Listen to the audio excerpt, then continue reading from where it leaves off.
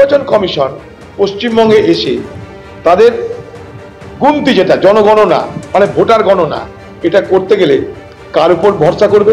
এখানকার প্রশাসনের উপরে। এখানকার প্রশাসন কার? তৃণমূলের।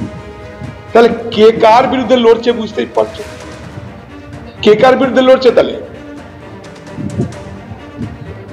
বিএলও তৃণমূলের, বিএলএ তারাও তৃণমূলের, এসডিও বিডিও ডিএম তারা তৃণমূলের, সরকারটা তৃণমূলের।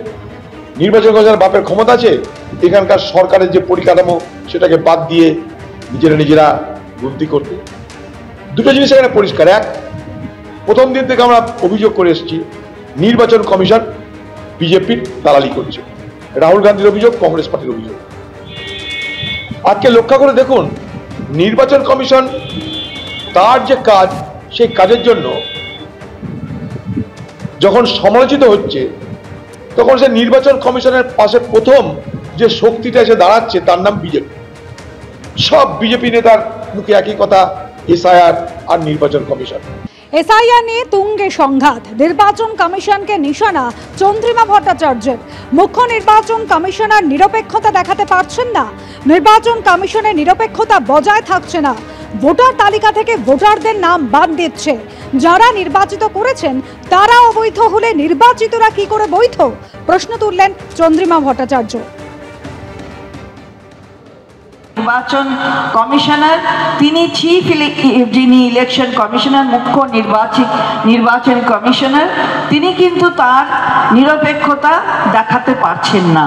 অর্থাৎ তার যে সংস্থা নিরপেক্ষ ভারতবর্ষের সংবিধান হিসাবে, সেটা কিন্তু বজায় থাকছে না, বিভিন্ন ক্ষেত্রে আমরা দেখছি। তাই আপনাদের কাছে আমার আবেদন যে এটা খুব গুরুত্বপূর্ণভাবে দেখবেন।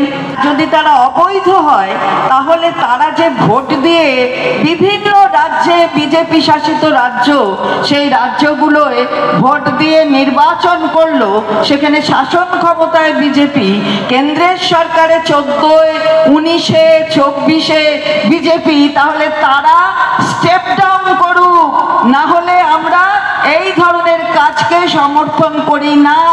আমরা বলতে চাই যে যদি যারা নির্বাচিত করেছে তারা যদি অবৈধ হয়ে যায়, তাহলে তো যে নির্বাচিত হয়েছে সে বৈধ থাকতে পারে না। এবার বিএলওদের সঙ্গে দলীয় কর্মীদের যাওয়ার পরামর্শ বাঁকুড়া তৃণমূল সাংসদের। তৃণমূলের বুথ লেভেল কর্মীরাও বিএলওদের সঙ্গে যান। যে ভোটার থাকবে না তার ফর্মটা নিয়ে ফিল আপ করে জমা দিন। পাড়ায় পাড়ায় নাগরিক কমিটি তৈরির আহ্বান তৃণমূল সাংসদ অরূপ চক্রবর্তীর।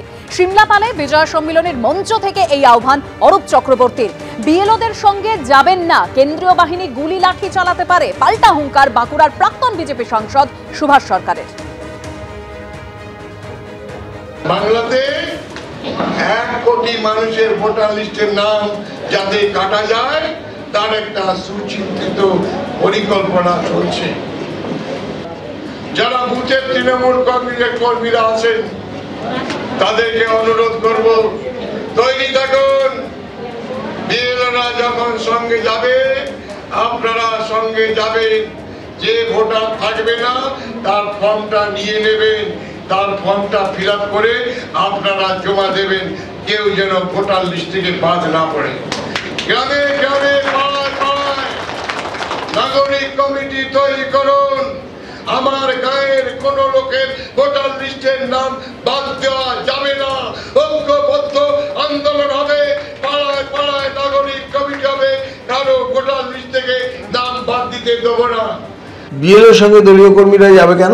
মাস্তানি করতে যাবে? সকলকে বলছি, বিএলও কিন্তু জেলা প্রশাসনের অধীনে কেবল নয়, জেলা প্রশাসন সহ গোটা প্রশাসনটাই নির্বাচন কমিশনের অধীনে। কাজে দয়া করে কেউ এরকম মস্তানি করতে যাবেন না। ওনারা চাইছেন এখন এই এসআইআরকে কেন্দ্র করে লাশ সংগ্রহ করতে। কাজে কেউ নিজেকে লাশ বানাবেন না, লাশ বানানোর চেষ্টা করবেন না। ওখানে গিয়ে মস্তানি করলে সেখানে কিন্তু কেন্দ্রীয় বাহিনীর গুলিও চলতে পারে, ডান্ডাও চলতে পারে।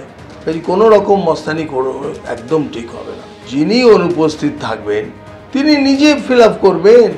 সেখানে অন্য কারো ফিল আপ করার তো কোনো বিষয় নেই। অন্য কেউ ফিল আপ করবেন মানে এটা কোনো মজার কথা নাকি?